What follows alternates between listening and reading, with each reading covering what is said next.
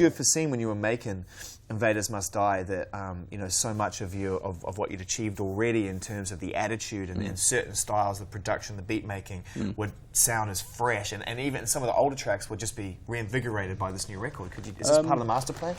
Well, you know, I think we listened to the 5 tunes once we'd written them. We'd been working for like, what was it, a year in the studio. Yeah, the forgotten year, right? Yeah, which we'll talk about one time, some other time. That was the party year. Right. Yeah, and we sort of listened to it and we were like, we sort of looked at each other and it feels like it's going somewhere. It feels like we've got some good of the old flavour, but pushing forward. We sort of realised that we'd all sort of maybe been feeling that for, you know, a couple of weeks, and thought no one was going to stick their neck out and kind of go, yeah, man, this is having it. And looking at your tour schedule, I know that, you know, November and December's out. You know, October's out, and then you know, touring the UK. I think is in January, back around the UK, doing some of the arenas. I mean, it must be quite difficult having relationships and families and stuff like that. We control that.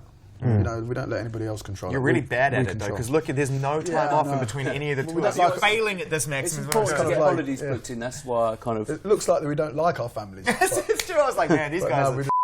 Yeah, that European tour, man, it's going to be mad. For us, 3 gigs on, 1 day off, 3 gigs on. I've seen it, it's incredible. Yeah, it's like... that's going to be the heaviest. We kind of decided to do that, so... we've only got...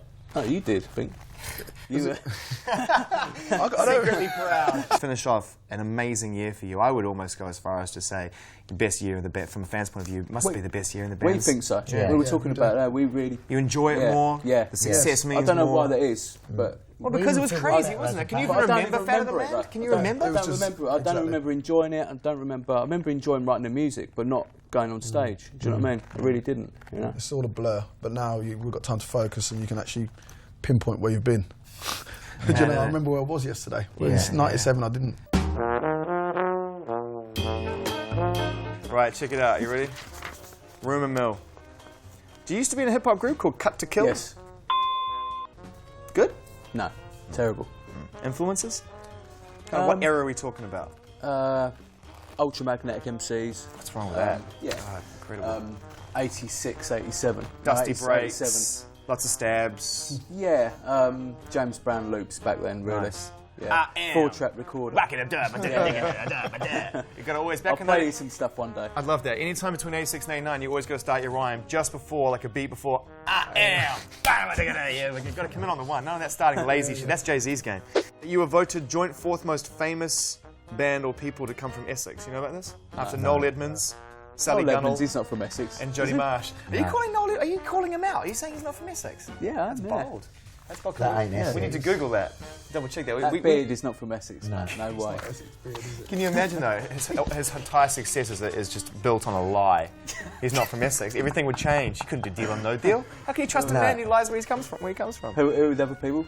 Sally Gunnell. I don't even know who that is. Oh, she's a runner. Geordie Marsh. Sorry, fellas. There you go. That's Essex. That's different. Yeah.